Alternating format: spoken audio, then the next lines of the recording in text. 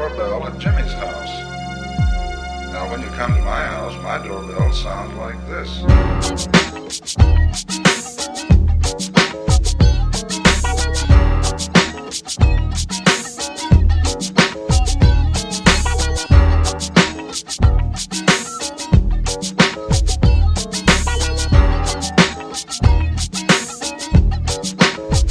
Hey, welcome to the People's Weekly. I'm Tim Best Buds. I'm here with Canadian Glenn and Bushido Squirrel from Occupy Ice LA, and the music is off. Awesome.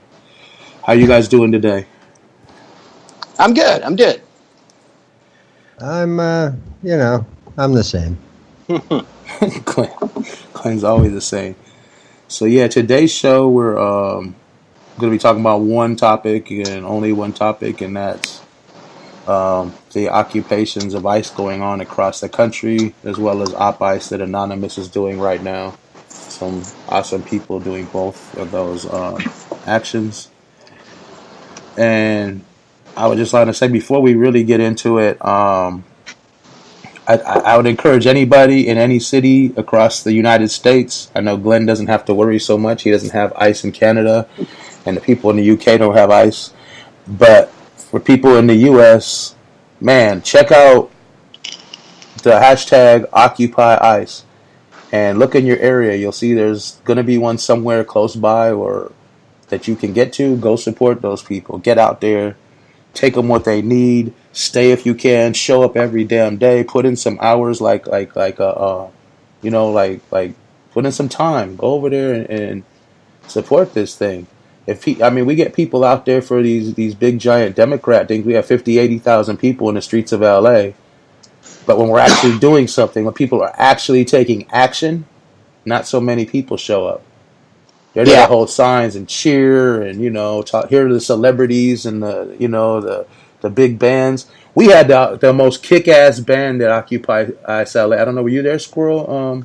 Yeah, for Earth Arrow? Earth Arrow. Oh, my God. Yeah, they were great. Acorn Electrons in the chat. Wow, this is a first. You're usually asleep. Hey, Stuart.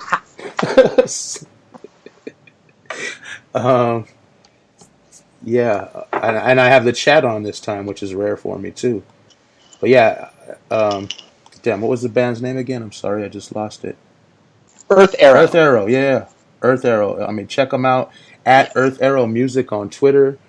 Earth Arrow Music. Do a search. They got a YouTube channel and all kinds of stuff. And on our YouTube, I put out a small short video of a song they did over there. They're fucking awesome, and these brothers and sisters told me we're more than welcome to use their music on People's Radio anytime we want.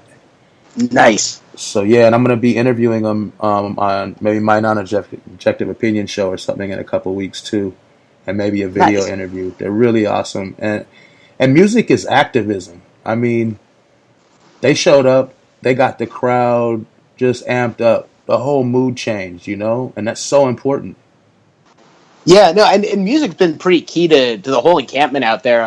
Friday night, the first week we were there, we had like a little open mic.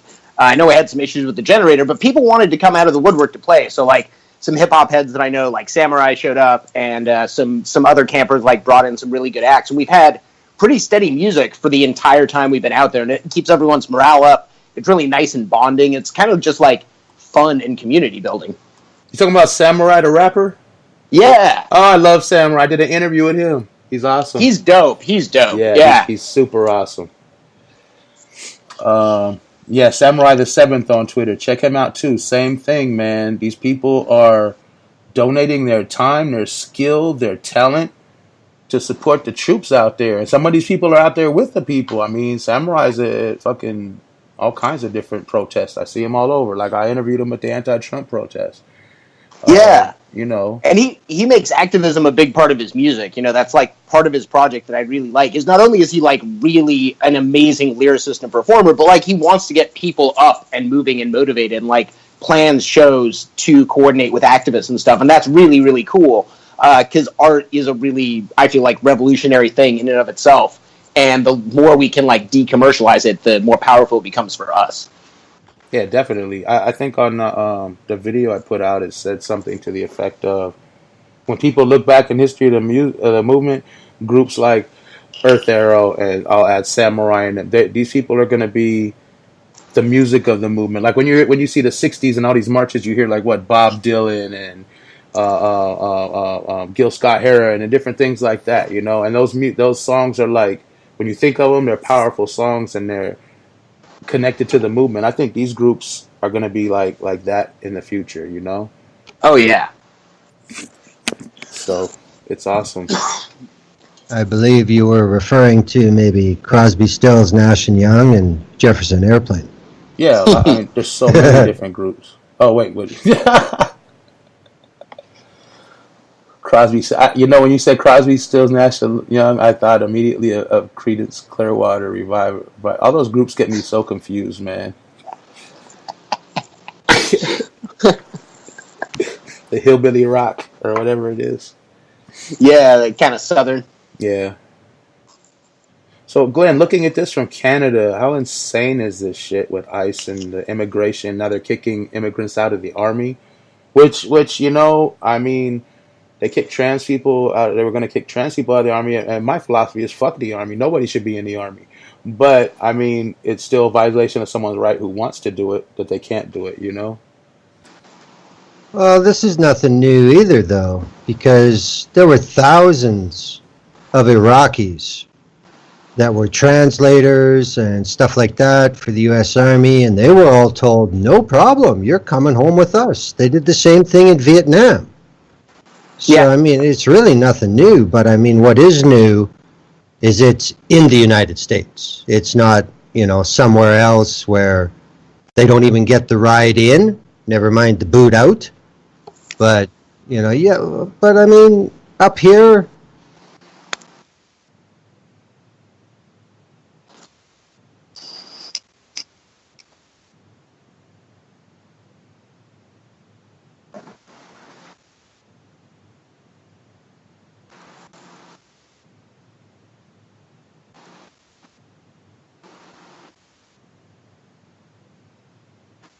Well, and it's been going on since the '90s. Like to segue real quick, there's a deported veteran support house in Tijuana.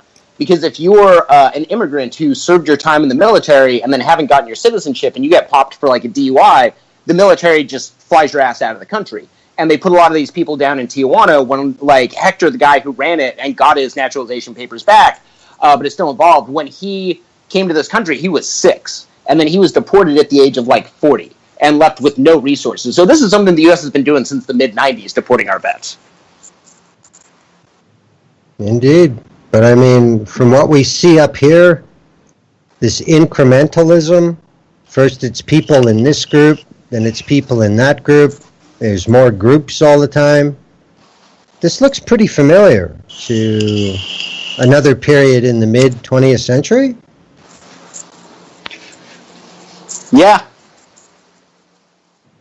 I mean, this is how it starts. And, you know, I don't know if it's easier to pass it off because I think, well, I mean, being a non-American,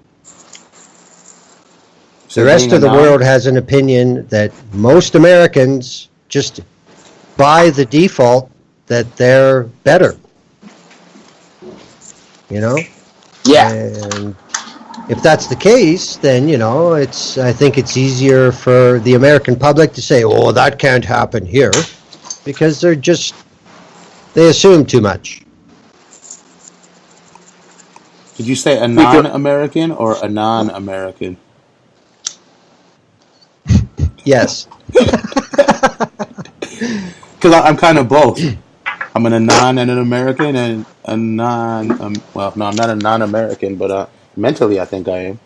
Ha! I'm sick of this fucking place, and I've been sick of this place for so long. I'm thinking about going somewhere else and crossing the border illegally, maybe soon, depending on how shit goes. To be honest, I can't imagine living in any democracy anywhere without there being stuff to bitch about. But the difference is, it's supposed to make a difference when you do. Yeah. Mm-hmm. And I don't see that happening in the United States. No. Yeah, no. Since the Iraq War, it's things have been pretty stagnant here as far as like any sort of actual pushback from the left or like resistance to government policy. You know, as much as we can get like millions of people in the street for the Women's March, the Patriot Act gets renewed every year. Yep.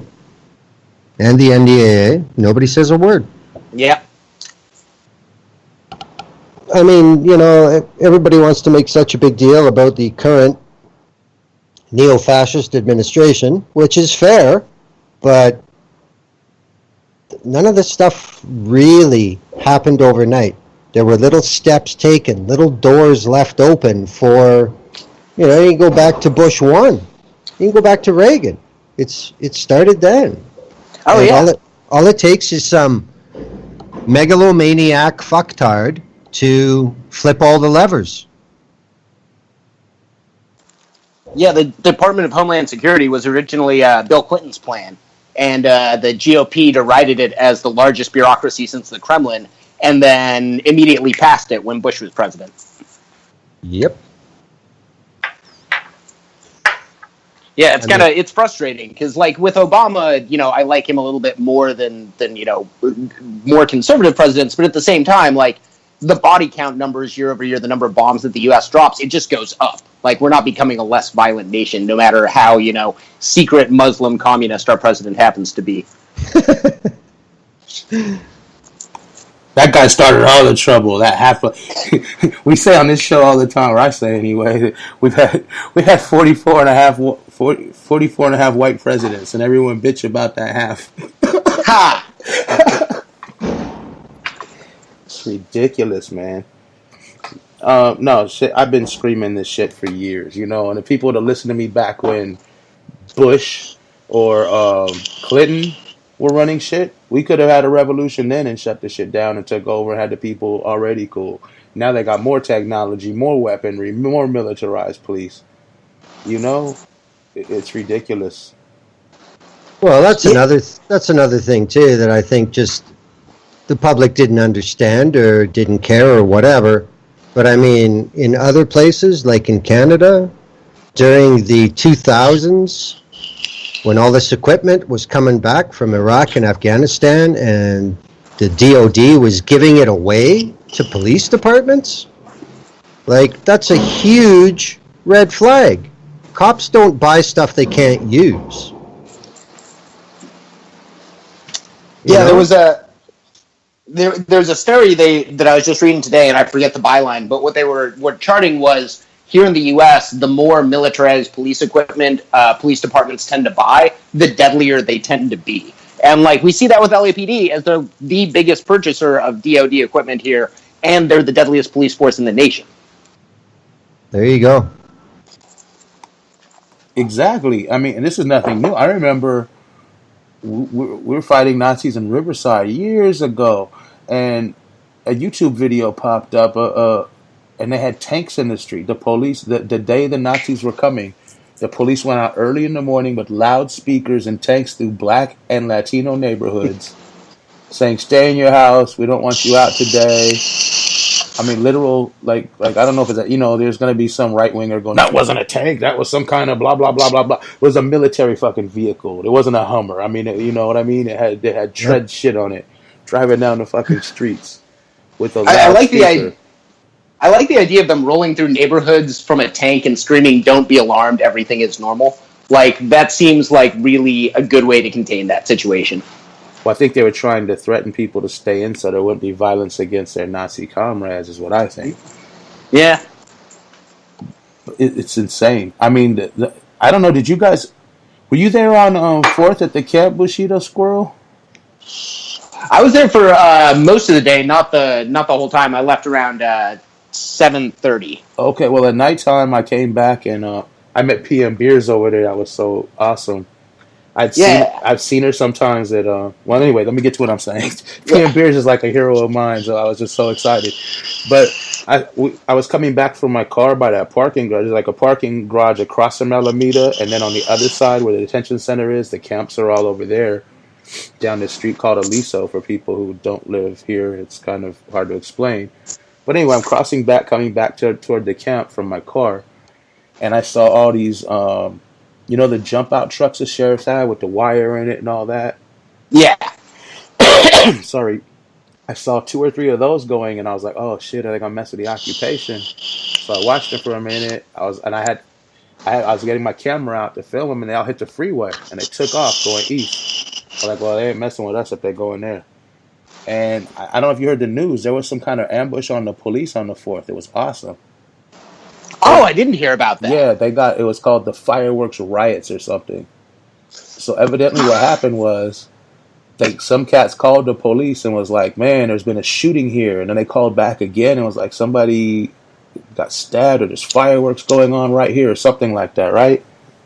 So the police showed up ready for a shooting, and when they got to the block, all of these cats had fireworks started launching them at them, like big fireworks. And they disabled a police car is what they said. I don't know what that exactly means. But no one was arrested, and the cops got attacked the shit out of with fireworks that night. I thought it was Nobody awesome. was arrested. Man. Nobody was arrested. At least as far as yesterday on the news, nobody was arrested for it. Right on. So that had to be really, really organized well to be able to pull that off. You know what I mean? I'm just like, if them people that had those fireworks hear me right now, kudos, bravo, Ha! Well, I good mean, job. I've always thought that, you know? I mean, all these fireworks, why doesn't anybody ever put them horizontal?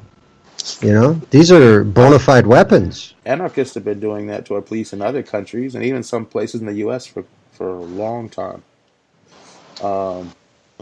But yeah, it's rare. I mean, we used to shoot them at people we didn't like back in the days when we were younger and more stupid, I guess. I guess, gangbangers say, "Fuck it, we don't have a gun, we got some fireworks, let's go attack the enemies any way we can." But yeah, fireworks, I've seen them been used as weapons a lot. Yeah, no, they go boom, and they're pretty frightening, especially if it's exploding right in your face. Well, I mean, they got the mortars Definitely put the too. fear of God into those cops. Yeah, I mean, I'm sure they had like the ones you get from Mexico where you drop the ball into the tube and boom, it shoots out. It's like looks like some of those Disneyland things. Yeah. Yeah, those things are expensive, but they're awesome. Yeah. You can also get those in New Mexico. Oh yeah, I didn't know that. You know what? Yeah. Alla went outside and she's crying because she trapped herself. I'll be right back in 10 seconds.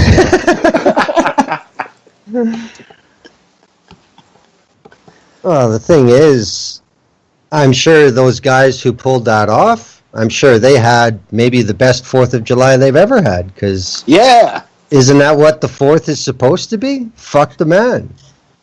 It should be. I mean, I'd like to become that rather than, like, thank the troops. 'Cause Exactly. troops aren't really doing shit for me on a daily basis. Now, I remember my brother, he was a reservist, and he stopped wearing his BDUs off base because all these old assholes in Arizona kept buying him, like, lunch, and he was like, "Stop thanking me for my service, just leave me the fuck alone."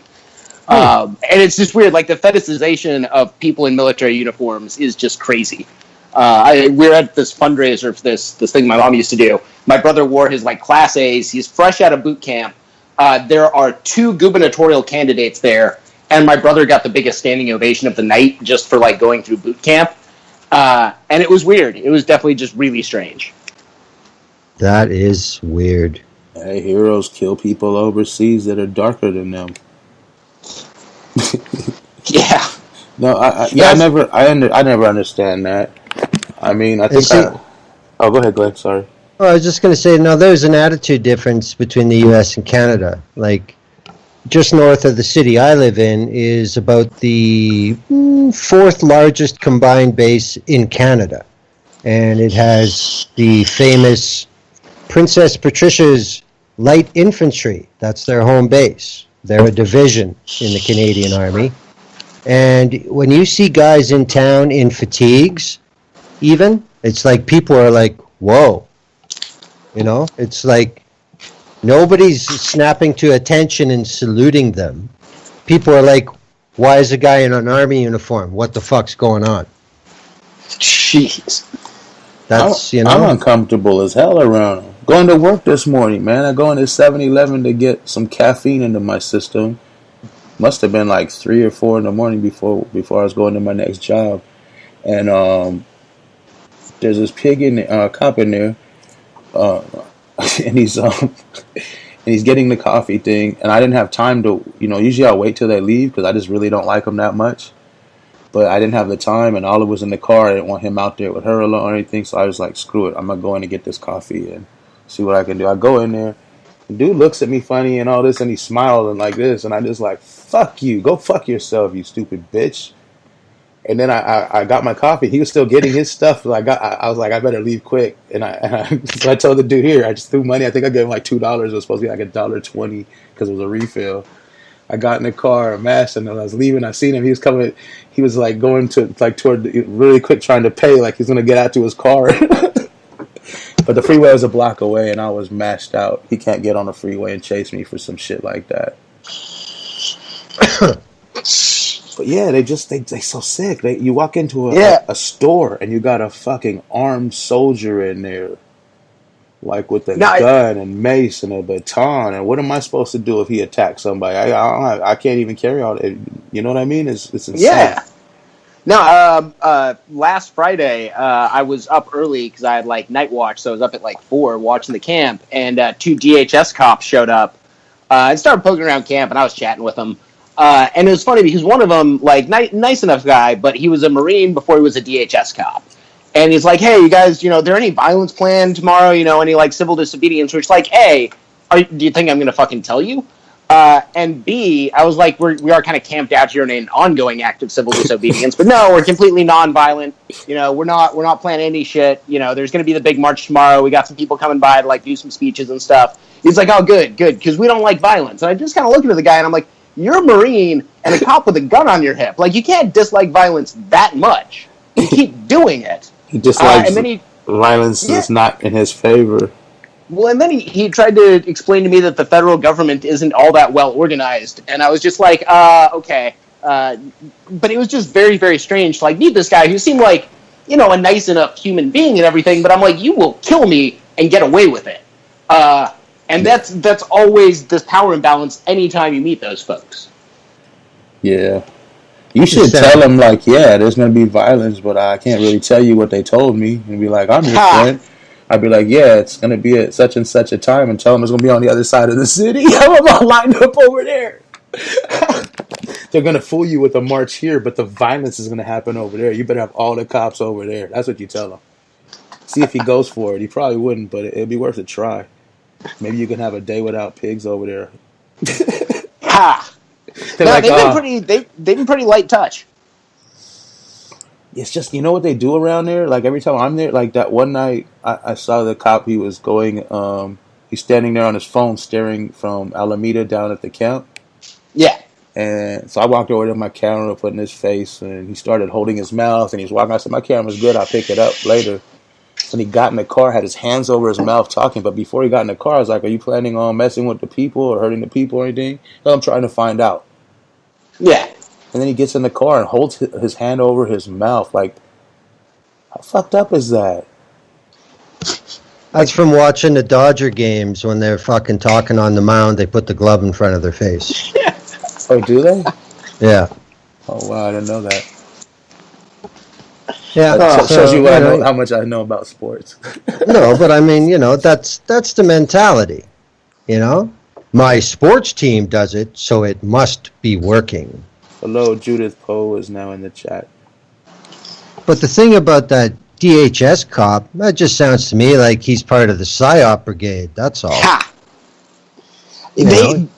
They're not the brightest folks, I gotta say. Like, I've met some of these people, like, we chat with them coming into and out of work, and there's, like, some cool immigration attorneys and stuff, but all the folks that are wearing a uniform for the feds, like, they just seem like kind of Al Bundy, like they already peaked in life, and they weren't that, like, on top of things to begin with. They're really good at doing what they're told to do, and that's a little bit scary, I'm not gonna lie. I think what it is when you're dealing with LAPD or the actual agents for ICE or Border Patrol or any of those, the ones with the guns on their hip and the little Nazi uniform kind of thing, whatever color it is. Those guys are the idiots. They hire them stupid on purpose, and that's been proven. There's been court cases over that. The police want stupid people that are going to do whatever the fuck they're told. But when you get to the feds and the higher levels, some of them cats are really smart. And there's one or two cops that are pretty slick in there too. Don't be fooled. Some of these cops are really good. Like, I've seen them convince people they're their best friend and they're there to help them and all kinds of shit. But the feds are even better at that. Feds are way better at that. Yeah, they've been trying that. Yeah, don't buy it. If you're at any camp listening to this, don't trust any cops. Don't trust any feds. Don't even take a motherfucking water from them. I remember there was a protest in LA. They started trying to hand people out water. I said, don't take pig water. I said, fuck that. I'll get everybody water. We don't need water. And people are still, thank you. Oh, that was so nice. Look, they care. I'm like, motherfucker, you don't get it. You don't even get what they're doing. You know what I'm saying? Yeah. It's like, damn. I seen a lady at a protest. Before everyone was masked up, she was there. She masked up too. And then she hands her phone to the cop. Like, look at all the pictures from the day. And honestly, she was just ignorant and didn't know any better. Oh. But how fucked up is that? You know what I mean? Oh. Yeah, that's... Because to her, it was an event that was for entertainment. She might have cared about the issue, but it was a fun day to go out there and be at a protest. She wasn't thinking about getting gassed or fighting, or it was just a fun day, and the police were there to watch over the fun that was being had by all. It's a farmer's market. Yeah, exactly. Yeah. Or a drive-in trade mart. Exactly. Well. That's what that kind of mentality is. And you go to some of these bigger marches, and it's like that. Yeah. It's like that. They got celebrities, and they got people playing music. I mean, it's cool. It's just like there's Nazis literally across the street, y'all. We can just go. We got 3,000, 4,000 people. There's 300 cops. How many Nazis we can get to them? Man, leave them alone. Let them do what they want. They're not bothering anyone. They're just look. There's only 50 of them, or 20 of them. That's the point.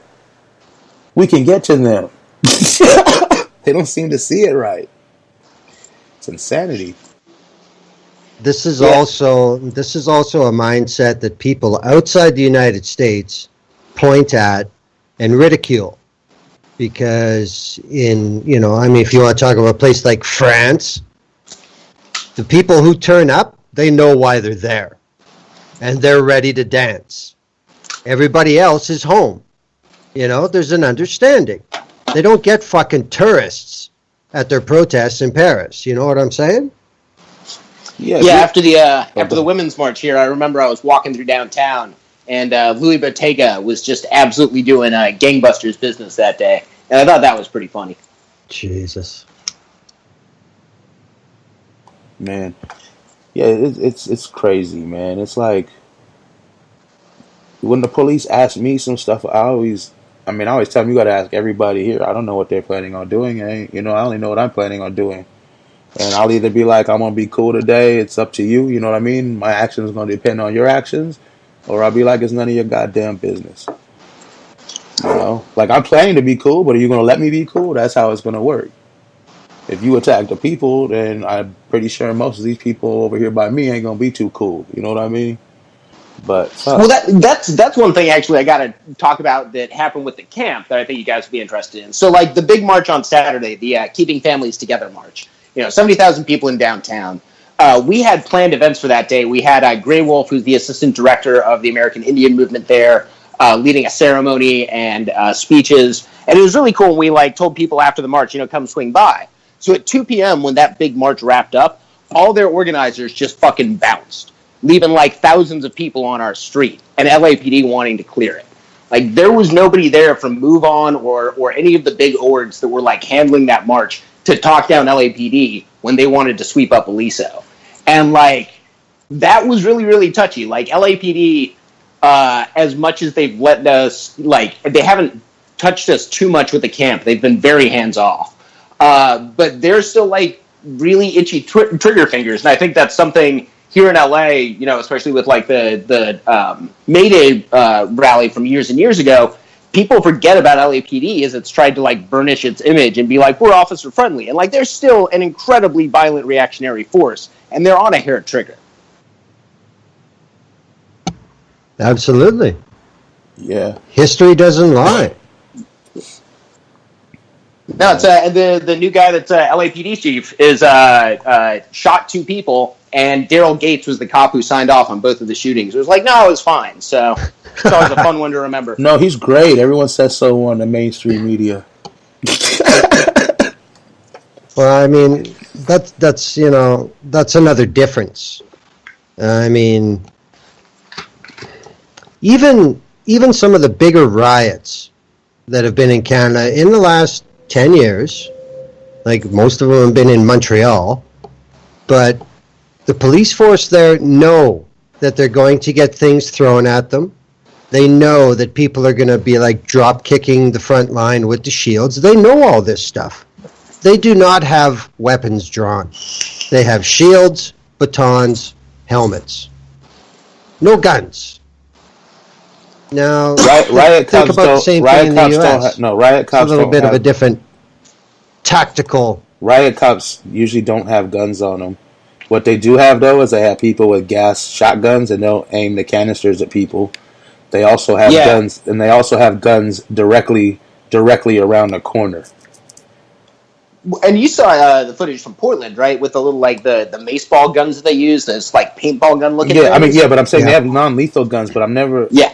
You know, except like in the LA riots, the National Guard came and shot people with machine guns and shit. But I mean, and as far as most protests I've been to, even in other states, usually the police have less than lethal weapons. But trust me, there's cops with lethal weapons, and every single one of those fucking cars got shotguns in them and shit. That too. You know what I mean?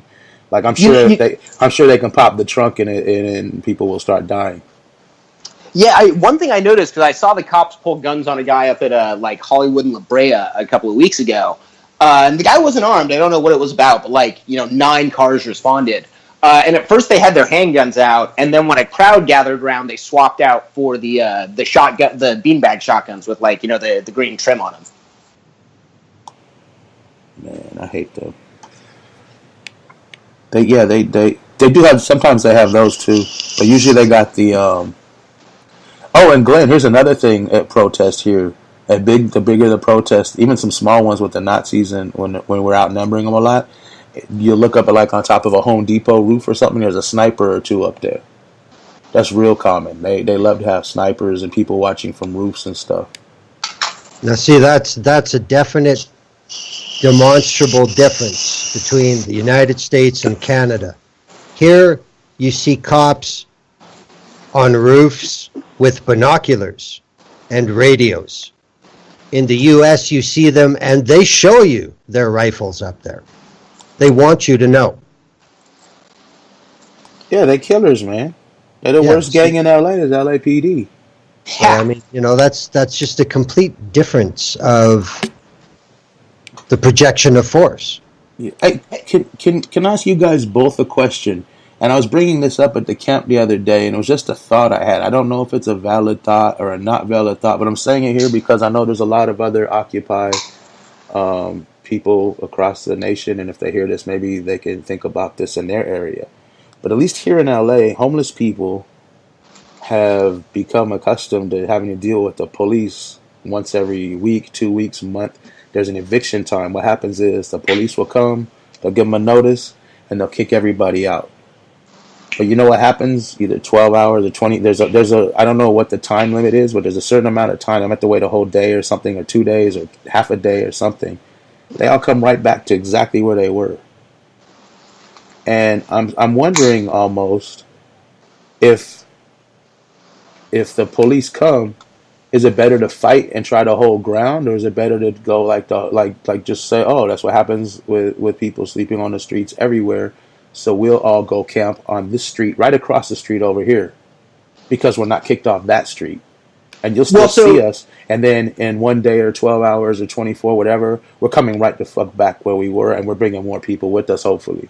Because to ground this legally real quick, in the city of in the city of Los Angeles, you're allowed to, by a court order, sleep on the streets in a tent from 9 p.m. until 6 a.m. Now, that doesn't apply to us because we're technically a political protest. So they can't enforce that sleeping ban, or at least they haven't on us yet. It's also one that Garcetti has said he wants to see reinforced or bring back into enforcement. During the day, LAPD could technically tell us to move on, but there are certain limitations where they'd have to give us an eviction order or a notice to disperse. The LA sanitation sweeps that you're referring to require 24 hours notice, and so far we haven't had anything like that. As far as, alternatives if they do come, A, we've been taking donations, we have a war chest, but B, the idea of camp necessarily needing to be in one location, maybe it doesn't need to be. Maybe the idea of roving camps are something that people can explore. Just real quick. Just from that, just cause what you said gave me an idea. And I know I'm stoned. I'm gonna forget it. So say Aliso's one entrance, Alameda's another entrance. The other third one is on not 6. What is it? Temple. Temple. Okay, yeah. So you got 3 entrances. So what if, when that one shuts down, you go take over another one? Well, that's the thing is DSA came out last Wednesday, or the Wednesday before last. And they shut down all 3 entrances, and we got a prison bus turned around because they can only use the Alameda entrance for buses and vans if they're denied the Aliso entrance. The Temple entrance is only used for people to exit the parking structure for the federal building. It can't accommodate buses or vans; they're too high profile. They can't make it up the steeper grade. Yeah, so that's why they're using Alameda for all the buses and stuff now, right? Yeah, okay, and that was one of the reasons we did that civil disobedience with Mike Bonin on Monday, and he's an LA City councilman who got arrested with us in a very coordinated act of civil disobedience, but it was shutting down specifically that Alameda entrance, which, it was a bit of theater, but theater involving an incredibly powerful person here in LA. So that was a big win for the camp and kind of for the movement to get a city council member to come out and say abolish ICE. That's true, I guess. Yeah, go ahead, Clay. The land where you are, who owns that land? City of LA. There's a series of pillars just across the sidewalk, and that's where federal territory begins. They have some grass that they keep giving us like hell over and being like, get your stuff off our grass. So I think there's oil under the grass. But yeah, we're consciously staying off of federal property. The driveway that we have the vigil and the altar on, they'll clean off the barricade arm, but they won't touch the altar that's on the sloped part of the driveway. Okay, I was curious about that. And another thing is, do you think that roving camp would be a much bigger problem for the LAPD? Yes and no. They deal with it every day, like Tim was saying with the homeless, just the homeless encampments that exist. But it would also be, their containment has been pretty light, and it would be interesting to see, because there's nothing about our camp that's a huge footprint. How the feds would interpret that would be a different one, because they're, I feel like, getting more and more annoyed by the day, but they're also kind of hemmed in because Garcetti doesn't want the optics of shutting down an abolish ICE camp. Well, that's, at least you got that. Yeah, but we need like thousands of people out there every day. We need to shut down the whole block. You know what I mean? Well, this is what I'm saying, though. Isn't Garcetti allowing that opportunity for this to build organically? I mean, if it was Philadelphia, obviously, it would have been already fucking shut down. Well, the thing with LA that I notice is we're a fairly well-behaved city. We have a lot of people who are inspired by this and are very normie. And we got decent turnout for the big march that already had thousands of people coming to downtown.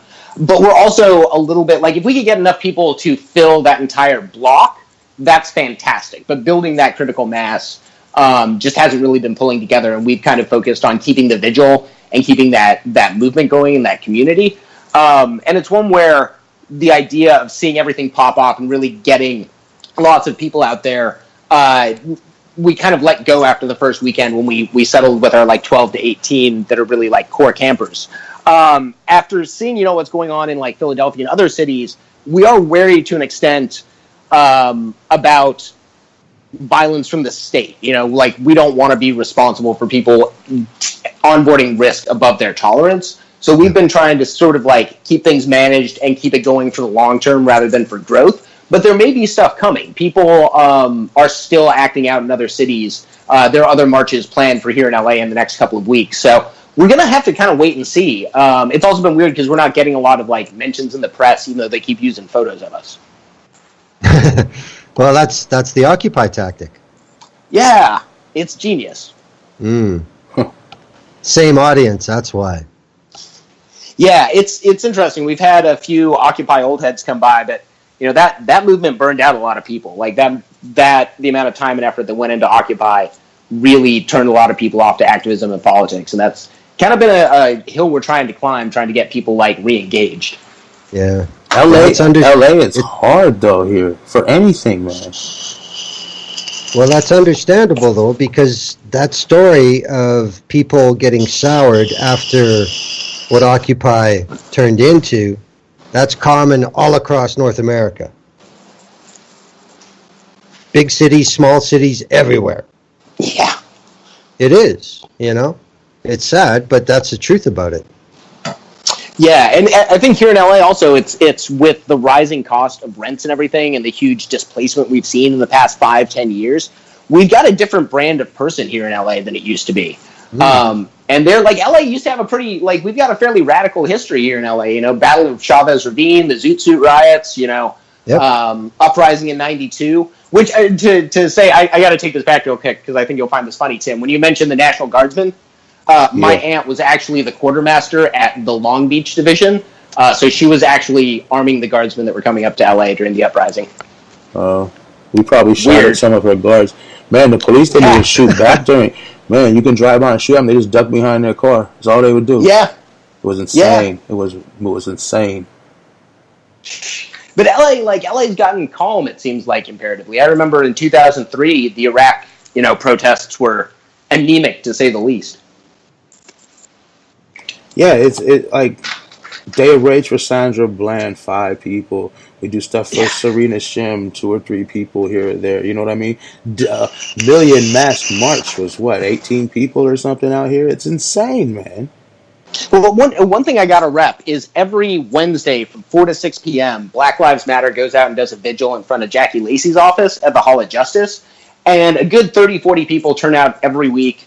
The more people that turn out, the more powerful it is. The last time we were there, Janice Hahn showed up in the middle of our protest. So that was pretty cool because she's like an important woman who then has to walk in and be like, why are there a bunch of people protesting out there? And why is the entire building barricaded? Yeah, but that's still small. It's building. We've been doing it for 38 weeks. So it's the no, I'm not knocking. I'm not knocking it. Yeah. I'm just like, why isn't everybody out there? I think I went to one of those Black Lives Matter. I don't know if it's the same one you're talking about, but it was pretty small too. It was like 60 people or something. Yeah. And it was like, oh, come on, people, what's up with this? You But can't I get think- more than 60 people who believe Black Lives Matter in Los Angeles? I find that hard to believe. There's more than 60 people in Los Angeles that will believe the Black Lives Matter. You know what I mean? I know, but I think you have to look at the tactical management of it. And what I'm hearing here is, even though they are not on a growth pattern, they are always there. And as Squirrel said, how come the whole goddamn building's barricaded? No, I'm not talking about. I'm talking about just protests in general in LA are slow and hard to get people to. No, but what I'm saying is, this is an intelligent movement who is sticking with this. It doesn't matter if the press if they're not getting the press they think they deserve. The people inside that building know they're there. And the thing about LA is it's a huge city with a small number of people who control it. We only have 15 city councilmen.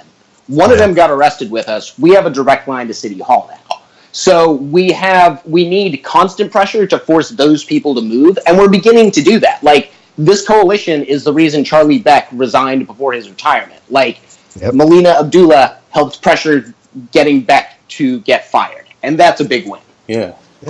Yeah. That's true. But Glenn, to answer your previous question, I'm a stupid person. I'm not tactical. And I want to shut shit down in a big fucking way. I want to shut down the freeways. I want to shut down all of downtown. I want nothing to fucking move in LA until they meet our demands. So we need lots of people for what I want. That's why I'm bitching about the people. No, that's a good point. That revolutionary fervor takes a while to build, though. Yep. Yeah, we don't have a while. People are losing. It's just getting worse and worse. And I keep saying this every few years, every few weeks, for years Well, and years. yeah, but we're dealing with people, Tim. You can go all the way back through history. You're going to come across any revolution where it's going to say it happened too soon. Yeah, but when you're dealing with people, I know a lot about them because I happen to be one. No, you're a person. I'm talking about Oh, people. I got you. I see now. Yeah. Plural. Oh, yeah. Macro. Gotcha. But I gotta ask you, Tim. Like, so where do you see this message getting out to? Like, who do you see getting drawn into this? Because you've probably got a better pulse on like who the audience is here than like, because my head's been buried in camp and stuff for the last 2 You talking about the radio station here? Well, just on this story in general, who out there is following, the Occupy ICE movement? Who's there? Who out there is trying to get involved and chomping at the bit and just needs that opportunity to step up?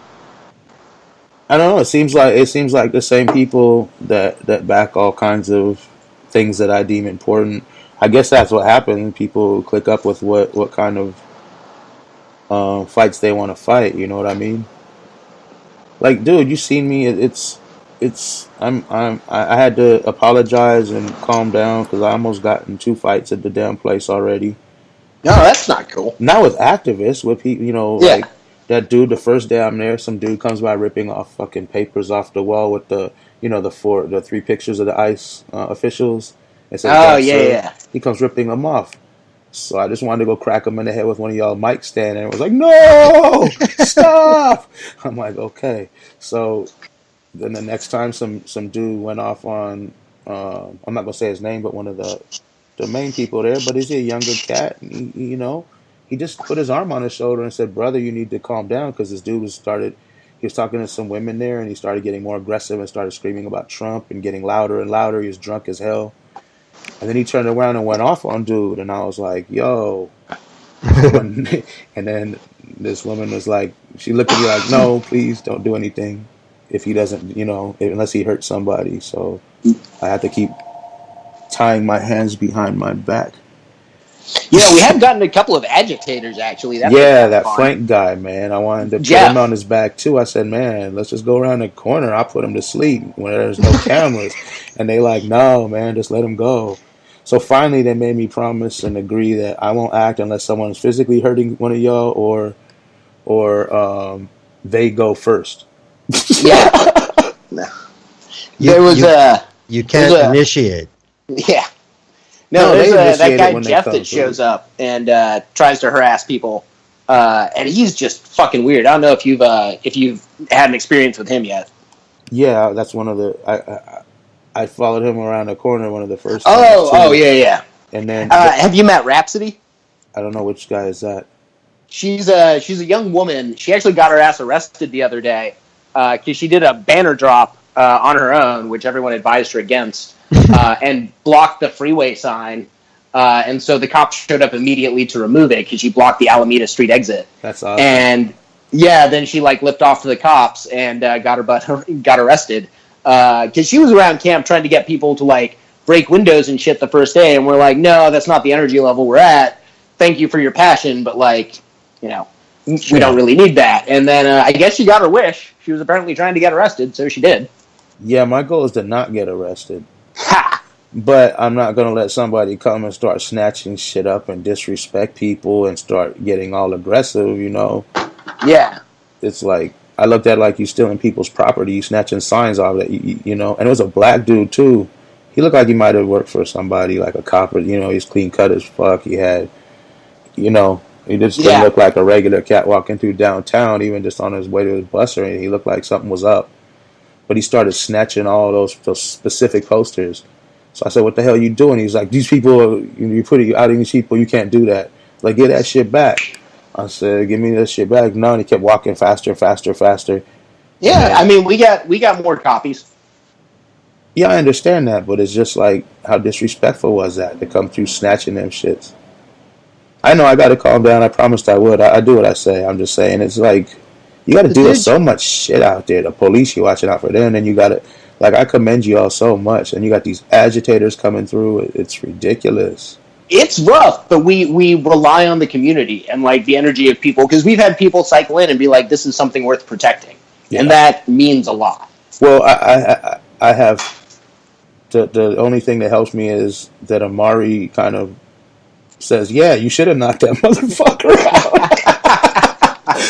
so he's on my side, but I can't. I got to go with I guess it's a democracy over there, right? So. Well, you know what that tells me? That tells me that that guy pulling down those posters is just off duty, and he's trying to score brownie points for one of the three people on that fucking poster. Yeah, because the federal building we're right in front of is also like home to the deportation courts and all that stuff. There's a lot of the different machinery of the federal government all existing in there, and a lot of them just wear like suits and ties to work. Yeah. But yeah, I we mean, saw a guy driving a Tesla out at one point. It's like, how well do you get paid by the feds? You can drive a fucking Tesla. Man, they make more than the cops, and the cops is on 6-figure salaries. You know what I mean? And I'm talking, they go up to 2 and 3 of some of them, even 4. Some of the top, as they move up in the cops are super well paid in LA. Like, anyone thinks they getting paid, and the worst thing that might happen to most of them is they might get in a car accident and die. That's like the way most cops die. Don't let them fool you. They're not getting gunned down. Oh yeah. Every damn day like they make it seem a war on police. I ain't never in my life been a war on fucking police. If there was, they wouldn't be at the strength level they're at now. Unless it was a really weak sauce war on police. No shit. But I mean, we see that here. If you're demonstrating at a federal building, anybody who's taken anything down, we automatically assume they're a Fed. Oh yeah. No way out of that. Well, So in other Jeff words, guy, go ahead. I'm sorry. I was just going to say. So in other words, excuse me, sir, you've been asked to leave. Yeah, they're pretty good on running people off. But that Jeff guy, somebody I know is telling me that about him a while back, how he creeps all the women out at these different protests he shows up to, and then I'd seen him going on the Trump side and then coming back to the other side. Like, I don't know what his whole game is. Like, he messes with both sides of everything. I think he might have a mental illness, but then they're saying he wouldn't be that good at it if he did. I don't know. I mean, my 2 cents is I think that he's imbalanced in some way. He's had some contact with PM Beers in the past and like emailed her a bunch and wouldn't leave her alone, at least digitally. I think he just sort of is not completely there. I don't know. At some point of me hopes that he is getting paid by the cops, because otherwise he's just like a miserable person for free, and that seems like a really bad way to go through life. But he's containable. What we've realized is he's out there for attention, and whoever will yell at him and engage him and give him the attention he's craving, he'll stick around. He'll show up at weird times though. He showed up at like 3 a.m. a couple of times. Generally non-violent, but we'll say a lot of dumb stuff. We'll accuse everyone of being cops. Was saying everybody who works at LA Can is a cop. He was like, Pete White's a cop, and it's like, no, they're not. But you need to leave now. But he's definitely got a reputation. He's been around since Occupy LA. He harassed the Black Lives Matter occupation. This is kind of his MO, is to show up at activist spaces and just sort of be a dick. Yeah.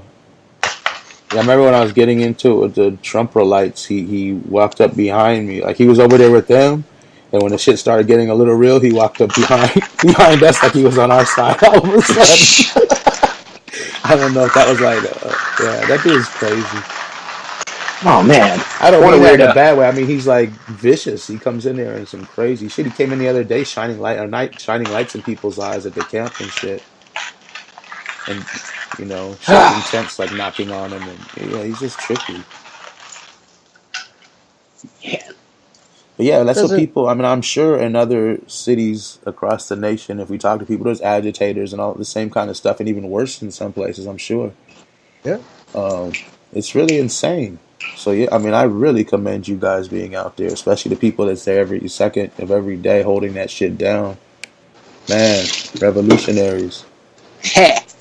Yeah, it's a long hill to climb, but I'm enjoying it, and it just the people who have been drawn in, like that's something I just want to keep returning to. Is all the people who have shown up that we didn't know before this and helped like make this community has been ridiculously inspiring. If anybody's in LA, we've got a thing going on tomorrow, starting in the afternoon around 2.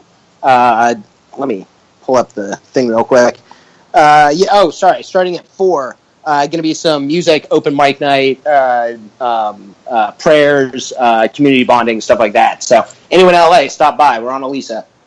Yeah, yeah. I mean, stop by like random days throughout the week. Witches will show up. Easter bunnies will go up and down the street saying, hop to it and melt ice or some shit. And witches will be hexing ice, melting literal ice on the streets with a bunch of people. And you got bands, and then you got some of the people that are living at the occupation. They have guitars and drums, and they play some nice stuff, man. There's artwork going on. It's like a whole community thing down there.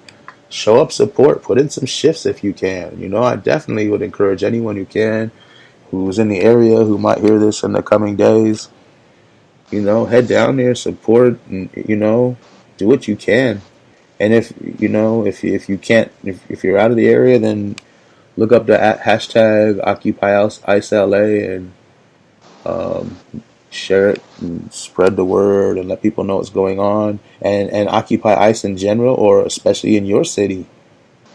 You know, get involved wherever you are. I'm speaking for LA because that's where we are. Glenn flew in just to do this show. We're all in the studio together. Fucking LAX. A giant, magnificent, tremendous studio. It's the biggest, most beautiful studio you've ever seen. We're all sitting in here. It's called Studio Bigley 1. Yeah, there it is. Oh, hey, I was going to say real quick, also for people like who want to make donations, if you're not able to like show up and give like physical support, you can Venmo at LA Against Ice or at Assistance for the Resistance. And Assistance for the Resistance is a community kitchen that comes out to events and protests and makes sure everybody's like fed and hydrated. And they are super key to us being able to do this around LA. And they are amazing women, and they really, really deserve your support as much as the camp does. And for people in other cities that are like that want to get involved with your encampment, offsite support matters too. Being able to handle logistics, being able to take some of that load, coordinate supply drops and stuff like that. That matters just as much as being at camp. If you can't be there for whatever reasons, you know. Yeah, definitely. Everybody has their own skills and abilities, and work with what you got. Every movement, not just this, through, you know, I say this a lot, it takes all kinds of people working together to make something happen right, putting in what they do best, you know. Yeah. There's already in the chat room people asking for those links to be posted so they can be spread. Sweet. Yeah, just if you're on your Twitter, send them to us and we'll put them out too. Just at People's Radio. Yeah, and at LA Against Ice is where we're doing most of the coordination on Twitter. Yeah, LA. Oh yeah, let's. People are asking that. Yeah, who to follow too. So Ground Game LA at Ground Game LA. Yeah. Here's at Bushido Squirrel Destroyer. What is it? Just at Bushido Squirrel. Oh, at Bushido Squirrel. What is it? Occupy. Man, I gotta look. No, it's at LA Against Ice. LA Against Ice. Yeah. Okay. And also another good one to follow is Ice Out of LA. It's at Ice Out of LA, and they're kind of a longer-standing immigrant justice coalition, and they're like kind of one of the meta leaders of that movement here in LA, and have been calling for the abolition of ICE for a really long time. Cool. Yeah. Yeah, like just go support the people that are doing this closest to you, I would say. Hey, what's going on back there? It sounded like someone's dragging a bag. Oh, no, I was moving my chair. Oh. Sorry. Are you about to destroy some ice? But yeah, it's a lot of, I mean, you know, it's a lot of stuff going on out there. Like every day something's going on. So like I doubt you're going to ever go if you show up to support the people and no one's there. But yeah, everyone do what you can from where you're at and using your abilities. I'm trying to find this other account. I'm so bad at the computer stuff. What account are you looking for? If I was a hacker, there was another Occupy LA one that somebody had. I don't remember. There's a lot of them. Just follow the hashtag, you'll see them all. That's where I found them. Yeah. And there's also an Occupy ICE LA Facebook group. If people want to jump in that way. Yeah. So I had asked Cyrus what he's one of the dudes over there, and he said I was like, what do the people need? This was on the 4th. What was that? When was the 4th? Like 2 days ago. Yeah. Yeah, it was on the 4th. And he said he needs more bodies out there. He said he had, right at the time, right then, he had enough food and water. People bring that and seems to show up every day. But another person said, please bring some art supplies because we want to make more signs to put up in the area. And they're going to do like a beautification of the area project kind of thing or something. So, yeah, I guess art supplies and bodies are what I heard was needed. Did you hear anything more than that? No, or that's different? the supply lists haven't been updated. We generally put them on Twitter, so there aren't any like super big outstanding asks at the time. Bodies are always useful, like to show up, hang out. Generally have some fun stuff going on. The art supplies, we've also been writing letters to other encampments and to people in detention. So if you want to show up and write some letters, bring some paper and stuff like that, we're going through it at a pretty quick clip. Yeah. So yeah, let's go ahead and wrap now. And Yeah. thank you guys for coming on. Thank you. Bushido. And yeah, I'll see you up there probably tonight or tomorrow, whatever. And thanks for listening, I'm gonna be everybody. around. Yeah. And talk to you later too, Glenn. Ta-ta. All right.